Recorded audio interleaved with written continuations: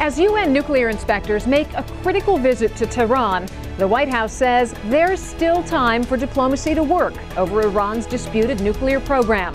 But no options are off the table. You're watching Inside Story Americas from Washington.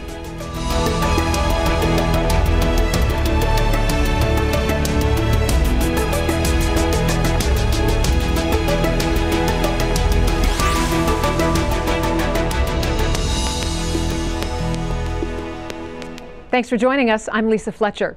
The U.S. President's National Security Advisor has concluded 3 days of talks with Israeli leaders. It's been reported Tom Donilon had a clear message: don't attack Iran. His visit came at the same time U.S. General Martin Dempsey, chairman of the Joint Chiefs of Staff, said a military strike on Iran's disputed nuclear program would be premature and destabilizing. UN inspectors are paying another critical trip to Tehran now to meet scientists and visit facilities to gauge claims if Iran is making nuclear weapons. Iran has consistently denied that accusation. Tougher sanctions have been imposed on Iran, and it's threatened to close the Strait of Hormuz. A third of the world's seaborne oil travels through that space. And after the European Union decided to stop importing crude oil from Iran in July, Iran has now stopped selling to British and French companies. But there may also be a diplomatic opportunity. Last week, Iran indicated in a letter it is willing to restart talks about its nuclear status.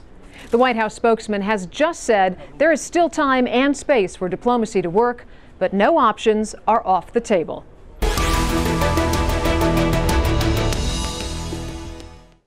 So what is the U.S. policy regarding Iran's disputed nuclear program? How close are the U.S. and Israeli views? And is imprecisely chosen language and media hype fueling fears rather than facts? To discuss that, I'm joined by former White House and State Department official Hillary Mann Leverett. She also co-authors the blog The Race for Iran. I'm also joined by Michael Rubin from the American Enterprise Institute. He advised on Iranian issues during the Bush presidency. And by Genevieve Abdo. She is an Iran analyst at the Century Foundation. Thanks to all of you for being here. Thanks. Thank you. I want to begin by characterizing where we are right now. And Hillary, I want to start with you. Sure. Much has been written and discussed about the potential of a nuclear program in Iran. We've had 3 senior U.S. officials go to Jerusalem in the last month. How concerned is the United States that Israel is going to attack Iran in the next coming months? I think the concern here in the United States is real that Israel is going to attack. Whether Israel has the capacity or whether Israel has decided to attack is a separate question. But I think here in Washington, the concern is real. You see senior U.S. officials, now the National Security Advisor, but before that, the chairman of the Joint Chiefs of Staff, the Defense Secretary, the CIA Director. It seems almost every week there's a senior U.S. national security type official going to Jerusalem and Tel Aviv to do some hand-holding, to hold off to not attack Iran in the next few months. The reason for that, I think what's propelling it on the Israeli side are 2 important things. One is operational, and it's critically important. Since the end of the year, when the United States withdrew from Iraq or was kicked out of Iraq, Iraq has been essentially defenseless. Its airspace, its skies are defenseless. There are over 35 U.S. bases in Iraq that are just open. There is a window where Iraq is going to be defenseless. That means all of the concern about Israeli capacity to get to Iran, there may be this narrow window when there is a straight shot over Jordan and Iraq toward Iran. That's one piece that I think is concerning, as operationally the Israelis may feel that they have this window of opportunity, in part because Iraq is defenseless, in part for some other things, to go into Iran. The other is the political timetable. Right now, I think the Israelis have assessed that President Obama and the U.S. administration is paralyzed politically to do anything, to say anything, to really affect Israeli decision-making not to attack. That window closes in November. Now, even though the Israelis, I think, have tried to disregard, not listen to, maybe even sometimes embarrass President Obama, they are concerned he could be reelected. And if he's reelected, they don't know what a renewed term for President Obama would mean for them and whether they would have the same opportunity. So I don't think this is really driven by any existential threat coming out of Iran. It's driven by this window of opportunity militarily for the Israelis and this political vulnerability here in the United States. Is the U.S. perspective, don't attack Iran or don't attack Iran now? Don't attack Iran now. There's a structural problem here. Even though Obama doesn't want an attack now, doesn't want an attack before November. Structurally, the United States is on a collision course with Iran, with independent power coming out of Iran. It's a collision course. If President Obama is reelected, he will have the same issues, the same drivers propelling the United States towards war with Iran that a President Romney would or a President Gingrich would. So, Michael Rubin, how does a second-term Obama administration look in terms of how it deals with Iran? Well, ultimately, in presidents' second terms, whether it was President Clinton, whether it was President Bush, what have you, there's always a desire to care more about legacy, to try to do one of those last-minute goals to have some sort of diplomatic victory. And the Israelis are concerned that that could disadvantage them should they truly believe that the Iranian nuclear program presents an existential threat. Now, certainly, there is no consensus within Israeli society, but ultimately, I do think what there's consensus about is that the time is running out. Now, everyone has a different clock. That's part of the complication. One of the other issues, though, is, of course, it seems that the momentum is going in a direction in which the Iranians are nearing some red line, although then again, everyone disagrees with what that red line is. What concerns me, and I think what concerns a lot of American policymakers, Israelis, Saudi leaders, and so forth, isn't just the notion of the Islamic Republic of Iran with a nuclear weapon, but who would have the command and control and custody over that supposed nuclear weapon, the theoretical nuclear weapon, and that raises a whole lot of issues which policymakers are focusing on, not just up to the point where Iran develops the capability to develop a nuclear weapon, but 5 years down, 10 years down the line after it has that capability. Michael gets to a critical point. Where I would disagree with Michael is that it's not a question, in my view, about whether they're concerned, U.S. policymakers, U.S., Saudi, Israeli policymakers are concerned about Iran with a nuclear weapon. They're concerned about Iran with nuclear capability. They're concerned about Iran with that kind of power so that it could actually have really independent power over its own national security in the region. They're concerned about that coming out of the Islamic Republic of Iran. They're concerned that that could happen in Egypt, that could happen in Iraq. They're concerned about this kind of independent power that comes in part with a very sophisticated, even civilian, purely civilian nuclear power program. What happens in the debate in the United States is it has become infected with this idea that either the Iranians have or are determined to get a nuclear weapon. That's not the issue. The problem that we have is more fundamental. It has to do with the nature of the Islamic Republic and the Islamic Republic as such with even a nuclear capability. Genevieve Abdo, you're an Iran analyst. Weigh in on this. Well, I think that Hillary is making some good points, but there's a huge sort of fact that's missing in the discussion so far, and that is how Iran has not been transparent with IAEA inspectors, how their facility that's now really at the center of this whole issue of going to war, which is a nuclear facility near Qom, how they had concealed this facility for many years. It was only discovered in 2009. So Iran has not, excuse me, please let me finish. So Iran has not been transparent, and that what has caused, I think, has brought us to the point that we are today where there is this escalating tension. And I think that the Israeli calculation is if Iran has now positioned itself to the point that should it choose to make the political decision to develop a nuclear weapon, it can, given the degree of its enrichment now, that we will reach a point of no return. This is how the Israelis calculate the situation. And so, given the fact that Iran has changed and shifted its position over the last few years, this is what is causing the Israelis to reformulate their how they view this, the clock, as you mentioned, Lisa. But I'd like to also say that it's very important, as we have reached a point of escalation in the conflict, to think about the morning after. What can really be achieved if there is any sort of strike on Iran's nuclear facilities? If anything, this will motivate the Iranian government to definitely develop a nuclear weapon. It will give it the kind of legitimacy and rationale it needs that it doesn't have today, that a nuclear weapon is definitely needed as a form of deterrence. Genevieve, you raise a couple of interesting issues. I want to jump to Michael because you look like you're on the cusp of wanting to say something. Well, I actually agree with Genevieve on the huge importance of the day after. one of the reasons why I'm so troubled with the idea of a military strike. I do think across the range of debate, pretty much everyone agrees on what the cost of a military strike on Iran would be. But ultimately, people also do agree beyond all those discussions of costs on what the benefit would be. At most, it would be a delay in Iran's nuclear program. The question which American policymakers and Western policymakers and Middle Eastern policymakers haven't been proactive on is what policies they would have in place to take advantage of the delay. If they're just using the military to kick the can down the road, ultimately that's a tremendous abuse of any military. It comes at tremendous cost, and it raises the possibility, are we really simply going to bomb Iran every 2 or 3 years for lack of another policy, which ultimately, and this is where I think there'd be some disagreement on the panel, I would say has to do with changing the regime itself rather than simply the issue of nuclear weapons technology.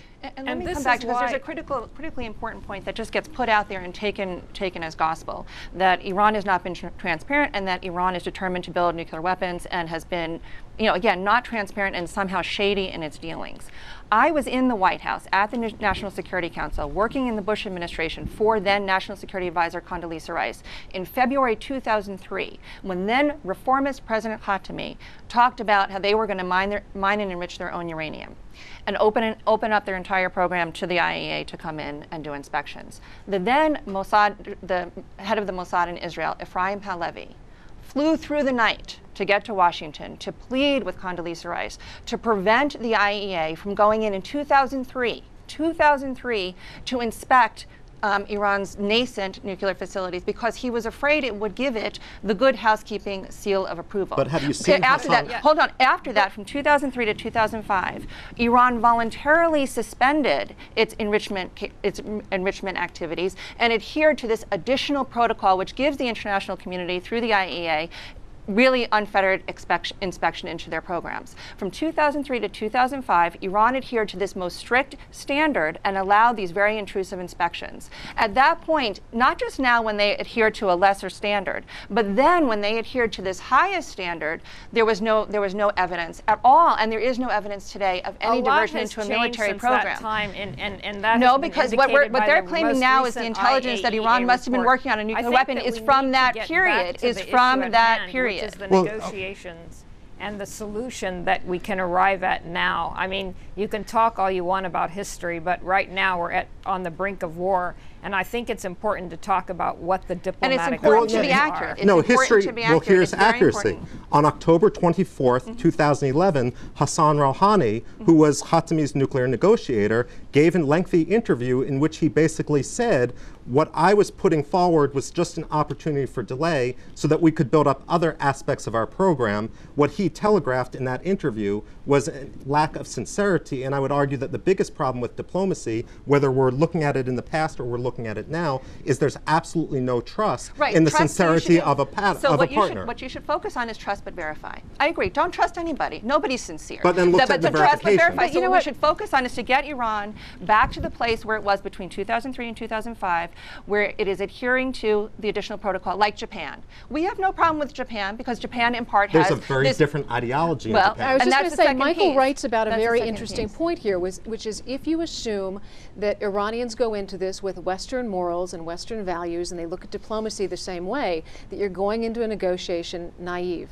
Can you expand on that a little bit? Well, basically what I argued is that Western diplomacy is a product of the Enlightenment. It evolved throughout the 19th century until there's pretty standard norms, but it's absolutely inane to assume that the calculations of Iran or North Korea or China follow the same model, and we've seen this time and time again with Iranian officials suggesting that their emphasis on dialogue was much more tactical than it was sincere. Ultimately, this also goes into verification mechanisms, which we could talk a great deal about more, because I agree with Hillary on this, that there also is lack there. One of the factoids which blew my mind is when we talk, for example, about remote cameras in nuclear facilities, those aren't monitored 24/7. At the same time, one of the problems with the IAEA is it's only allowed to inspect declared nuclear facilities, and one of the problems with Iran that Genevieve referred to before is that Iran has a history of pursuing work on undeclared facilities. But this is the grand bargain that the entire international community has signed up to. Well, not the entire. So there are some nuclear weapon states who have not signed up, like India, Pakistan, and Israel, but the rest of the international community has signed up to this grand bargain, the Nuclear Non-Proliferation Treaty. And that is not a perfect bargain, but what that has done is tried to limit proliferation in as equitable as fashion as possible. If you decide to basically take the entire Muslim world out of these international organizations, international treaties, international negotiating norms, you are going to defy history and bang your head against the wall of reality that they cannot sign up to some sort of international legal norms. That is a losing proposition for the United States. It's a losing proposition for the Arab world. They're the ones who have the greatest problem, it seems, among the greatest problems with Iran's nuclear program, as the WikiLeaks documents and Adel Jaber showed. Iraq doesn't, Egypt doesn't. The fact of the matter is Iran has been caught multiple times during inspections with, I won't call them lies, but certainly inconsistencies in their statements, which has raised the suspicion of there are no lies, there are no violations. Let's talk about this letter from last record. week where Iran says it's open to new negotiations, it's open to talking about the nuclear program. Is this a genuine moment for diplomacy, Janine? Yes, it's a genuine moment for diplomacy, and I think that this is definitely an opportunity to end this tension that has escalated. And I think that even if the Iranians engage in this new round of diplomacy, even if there are delays as there have been in the past, even if there's a disagreement, and we have to keep in mind what is happening internally within the regime in Iran. There are very differing views on whether Iran should engage in talks again. And you see it from just the statements that come out every day. Just the last few days, there were very hostile statements made by one of the key revolutionary commanders, Mr. Jafari, and then you had very conciliatory remarks being made by the foreign minister, Mr. Salehi. So I think that we have to also take into account the great, robust debate that goes on within the regime. But it is clear that Iran seems to want to talk now, and I think that the last time that there was this opportunity was when the Tehran Declaration was brokered by Turkey and Brazil, which the United States dismissed out of hand, and I think that that was a big mistake. So I hope that this particular opportunity now is not lost again, because I do think that between the pressure from the sanctions and also a real possibility of an attack from Israel has brought Iran back to the negotiating table. But Iran has come to the negotiating table and offered to negotiate and to sit every year for nearly 30 years. Not just in 2010, but last year when Ahmadinejad came to the UN, he offered to freeze enrichment at 20%. Iran does it year after year after year. The problem is there is a narrow window now because President Obama does want to avert an Israeli strike between now and November. He may want to hit them in his second term, but between now and November, there is a narrow opportunity because President Obama, for crass political motives, wants to avert an Israeli strike before November. And the Iranians are always willing to come to the table. They'll come now, they'll come next year, they'll come anytime. Well, they're always willing to come to the table. Right. That's ultimately the problem. I think Karim Sajidpour came up with the metaphor that if American businessmen study the book How to Get to Yes, the Iranians study the book How to Stay on Maybe. And the question is whether they're using diplomacy only in order to run down the clock, because whether it's the Brazil-Turkey deal, which Genevieve was talking about, or previous deals, ultimately, they will negotiate, they will start, they will pull away from it, they'll take one step forward, 2 steps back, or 2 steps forward, 1 step back. But what stays constant is this constant working on the Iranian nuclear program. And so there's a sense that the clock is ticking down. There might not be diplomacy. When it came to the Brazil-Turkey deal, the problem with that is by the time it was negotiated based on the assumption that Iran had a stockpile, that the numbers were more than a year old. They weren't dealing with their current stockpile at the time, which is why the U.S. dismissed it. I want to get to something that a deeper point, which is that it is about our perception of what we call the regime or the government. Because when the regime in Iran was the Shah, we happily gave the Shah a research reactor that was only configured to take weapons-grade uranium, could only make weapons. What the Iranian government did after the revolution, after it became the Islamic Republic, is it paid to reconfigure this research reactor to only take low-enriched uranium, which can only be used for civilian purposes. And in fact, that reactor today is used to make medical isotopes for cancer patients.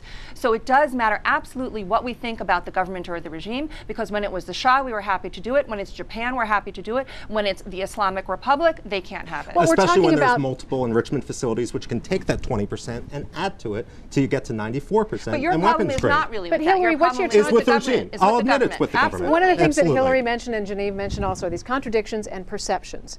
And I want to move on to how do Americans get the correct message? Because even from our own U.S. officials, the messages as recently as today are contradictory. Speaking today in Jerusalem, Republican Senator John McCain struck an aggressive note in his description of the threat that Iran poses. He said the Iranian regime is openly committed to the destruction of the state of Israel. It is providing support, funding, training, and equipment for acts of terrorism all across this region and increasingly the world, as demonstrated by the recent plots against Israelis in Thailand, India, and Georgia, and by the Iranian plot to assassinate the Saudi ambassador in Washington.